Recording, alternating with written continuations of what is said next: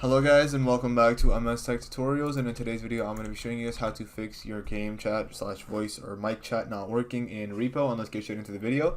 So the first thing that you guys can do is make your way over to the search bar and go ahead and just type in control panel. Now once the control panel is open, you can make your way over to hardware and sound, then click on sound.